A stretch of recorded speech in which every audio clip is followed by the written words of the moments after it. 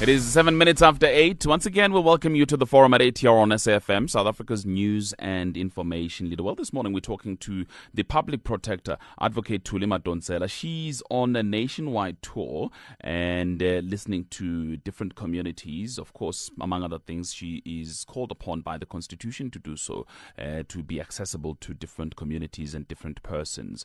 And she joins us now from our Bloemfontein studios. A very good morning to you, Advocate Madonsela. I really thank you for your time this morning. Good morning, Xolani. Thank you for having me on the show, and sorry I was a little late. No problem at all. We're just starting now. Thanks indeed for coming through. And if you were to be late, I would understand. There's so much work being done in Bloemfontein. In fact, we played a report a little earlier on about some of the communities in Bloemfontein who are clamoring to have your ear. Certainly, that's the job of the public protector or ombudsman, is to listen to people and carry their views to government when the direct communication between government and the people has not worked out. But just talk a little bit about that, because I saw some reports. There was one last week which suggested that last year alone, I think there were 27,000 cases that you had to deal with. But I saw another one as well suggesting, I think maybe this year alone, 14,000. Are you managing?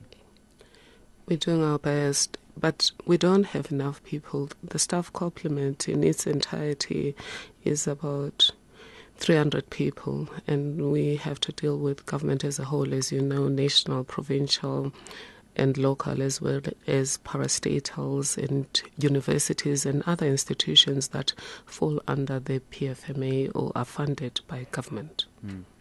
Because some may say that the Office of the Public Protector is becoming a victim of its own success. You've been so successful in the past. You have a track record in rooting out wrongdoing. Therefore, you are attracting a lot of people that wanting you to investigate. But because of the capacity, then perhaps you aren't able to deal with some of the issues that people are raising. Well, we're a victim of our success as well as failures, because part of our job is to promote good governance. In other words, in some of these institutions, our vision is to make sure that we don't get complaints from them anymore. Departments that we've dealt with over a period of time would be justice in terms of the court, backlogs, etc. So our vision is to make sure that we don't get many complaints from them, home affairs, workers' compensation, and municipalities. But we're working with these institutions to make sure that there are internal mechanisms for stopping the complaints to start with. But when a complaint arises, to make sure that there are internal mechanisms to deal with these complaints effectively. Are you succeeding, do you think? Are you turning around the situation within these government departments? In some we've done so. I do know, for example, that with SASA we had a similar waterfall situation. When there's so many complaints and there's a systemic problem, we compare it to waterfall. And with SASA, they implemented our findings and the guidelines we gave them from our systemic investigation. We're hoping that we'll be able to do the same with some of the cities. We're talking to the city of Joburg, and the leadership there is quite savvy and they seem to know what they're doing, and we're hoping that over a period of time the people will never have find the need to come to my office. But it's not all state organs that are willing to implement your remedial action suggestions. Certainly, it's true. There are those that simply don't understand the Constitution, and the sad thing is that some of them are lawyers.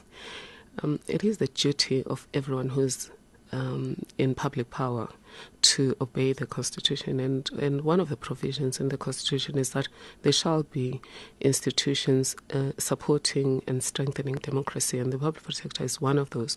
When these institutions ask questions, you must provide answers. That's part of strengthening democracy. If you don't do so, you are fueling mass action, because when people feel that nothing helps, people can't listen unless you break something, then people then go for mass action. So yes, there are government departments that don't give us answers on time.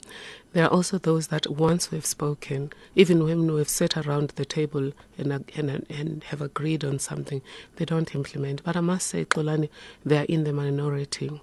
The majority of those good human beings that we deal with understand that we are on the same side, we share the same vision, we share the same values. It's all about good governance and ensuring that the promises in the Constitution and in government policies are realized by our people. Yeah, there are those, though, of course, who are questioning your mandate, saying that you're not a court of law, so you can't really impose sanctions on them.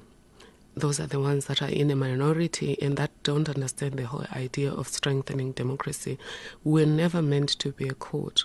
We're always meant to be an informal, non-judicial accountability mechanism. But we're never meant to be useless or to be a gate to nowhere. All right. Well, you've now been traveling the country. You've been in KZN, you're Bramfisherville, you've been in the Eastern Cape, you're in the Free State. What do you think people expect from your office? They really expect that the complaints that they have lodged with my office will be dealt with seriously and expeditiously. And they expect that if indeed they were wronged, in other words, they were denied a service that rightfully belongs to them, or if, for example, they were right about corruption or abuse of state resources, that I will make an accurate finding in that regard, and that at the end of the day there will be accountability. They will get redress if they were failed in terms of service delivery. They'll also get redress if somebody abused state resources and state power. That person will be made accountable and there'll be no impunity. A little earlier on, of course, I spoke about the numbers. Even today, I've already got an email that came through, I'll tell you now, from one of our listeners who is talking about an email that he has sent to your office but has not had any joy, has not had any response. And it's probably because of the amount of work that you've got to go through. Not really. Normally, we have a response time of 5 days if we received that email. We have a system where everything that comes in, it goes into our IX team, which is intake, assessment, and customer service. It is responded to within 5 days. You get a response that simply acknowledges that we got your complaint, and within 10 days we assess it. We assess all complaints every week, and we write back to complainants to indicate whether we will accept the request to investigate, or we're declining because it's a non-jurisdiction, or we're referring it to an equally competent institution.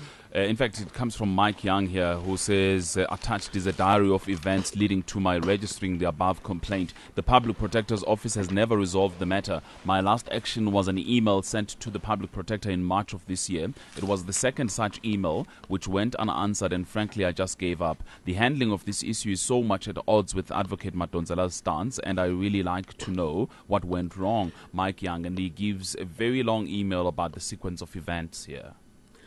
It is indeed true, Mr. Young. If it's true that the handling of your case is as you suggest, that would be at odds not only with what I say, but it would be at odds with our service promise. We have promised people that we'll provide prompt justice, including remedial action, to deserving cases. That will promote good governance, and that will be an efficient and effective organization. So if it's true that we have not responded to your matter, that would be odd.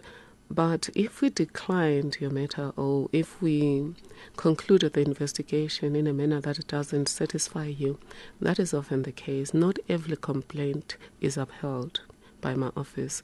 Often, even if you have been really, really disadvantaged, if we can't find any wrongdoing from the state, we can't find wrongdoing, so we will say so. But I don't want to prejudge Mr. Young's case. I would like to get that email, and then between me and our customer service unit, we will look at it, we'll review it. and we'll come back to you, Mr. Young.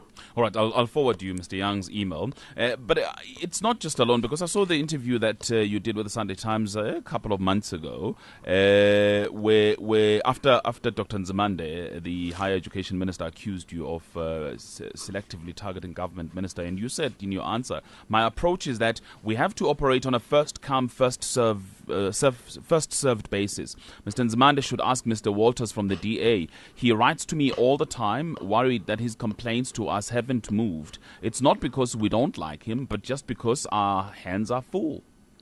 That's certainly true.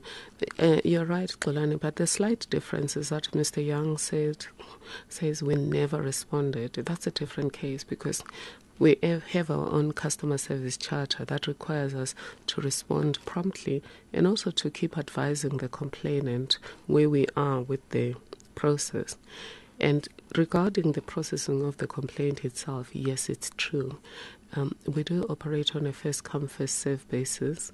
Once we have said to you we are accepting jurisdiction, the case doesn't always move fast because many of the investigators are overloaded.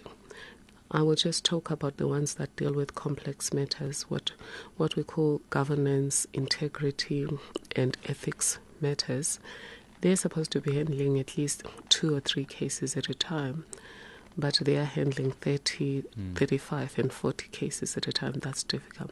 If you talk about the ones that are handling simple ones, which is what we call early resolution matters, we believe they should be handling 15 to 30 cases at a time. But I do have some that are handling up to 400 cases at a time.